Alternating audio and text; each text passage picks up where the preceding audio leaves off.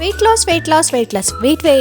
Loss ಅಲ್ಲ, fat loss ಮಾಡ್ತಾ ಇದ್ದೀನಿ ನಾನಂತೂ. 45 ಡೇಸಿಗೆ ಮುಂಚೆ ನನ್ನ ಬಾಡಿ ತುಂಬ ದಪ್ಪ ಇದೆ, ಹಾಗೆ ನನಗೆ ಕಾನ್ಫಿಡೆಂಟ್ ಇರಲಿಲ್ಲ. ಯಾವ ಡ್ರೆಸ್ ವೇರ್ ಮಾಡಿದ್ರು ನಾನು ಒಂಥರ ಅಸಹ್ಯವಾಗಿ ಕಾಣಿಸ್ತಿದ್ದೆ. ಬಟ್ ಈಗಂತೂ ನನಗೆ ಯಾವ ಡ್ರೆಸ್ ವೇರ್ ಮಾಡಿದ್ರು ನನಗೆ ಕಾನ್ಫಿಡೆಂಟ್ ಇದೆ, ಸಣ್ಣ ಆಗ್ತಿದ್ದೀನಿ, ಇನ್ನೂ ಚೆನ್ನಾಗಿ ಕಾಣ್ತೀನಿ ಅಂತ.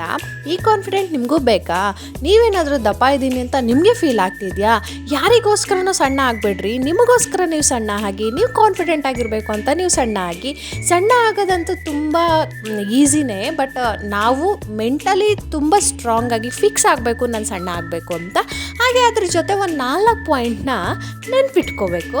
ಆ 4 ಪಾಯಿಂಟ್ನ ನಾವು ಫಾಲೋ ಮಾಡಿದ್ದೀವಿ ಅಂದರೆ ವೆಯ್ಟ್ ಲಾಸ್ ಮಾಡೋದು ಯಾವುದೇ ರೀತಿಯಾದಂಥ ಕಷ್ಟ ಅಂತೂ ಅಲ್ಲ. ನಾನು ವೆಯ್ಟ್ ಲಾಸ್ ಚಾಲೆಂಜ್ ಸ್ಟಾರ್ಟ್ ಮಾಡೋಕ್ಕಿಂತ ಮುಂಚೆ ನನಗೂ ಹಿಂಗೆ ಅನ್ನಿಸ್ತಿತ್ತು. ನಿಮ್ಗೇನಾದರೂ ಅನ್ನಿಸ್ತಿದೆಯಾ? ಅದೇ ಥರ ನನಗೂ ಅನ್ನಿಸ್ತಿತ್ತು, ಅಪ್ಪ ವೆಯ್ಟ್ ಲಾಸ್ ಮಾಡೋದು ತುಂಬ ಕಷ್ಟ, ವೆಯ್ಟು ಹಿಂಗೆ ಸ್ಟಕ್ ಆಗಿಬಿಟ್ಟಿದೆಯಲ್ಲ, ಏನು ಮಾಡೋದು ಅಂತ. ಬಟ್ ನನಗೆ ಚಾಲೆಂಜ್ ಮಾಡಿಕೊಂಡು ಸ್ಟಾರ್ಟ್ ಮಾಡಿದೆ ನೋಡಿ, ನನ್ನಲ್ಲೇ ಟ್ರಾನ್ಸ್ಫಾರ್ಮೇಷನ್ನು ಸ್ಟಾರ್ಟ್ ಆಯಿತು. ನನಗಂತೂ ತುಂಬ ಖುಷಿ ಇದೆ. ಫಸ್ಟೆಲ್ಲ ಬರೀ ನೈಟಿನೇ ಹಾಕ್ಕೊಂಡಿರ್ತಿದ್ದೆ, ಡ್ರೆಸ್ ಹಾಕ್ಕೊಂಡ್ರೆ ತುಂಬ ಒಂಥರ ಕಾಣುತ್ತೆ ಅಂತ. ಈಗೇನಿಲ್ಲ.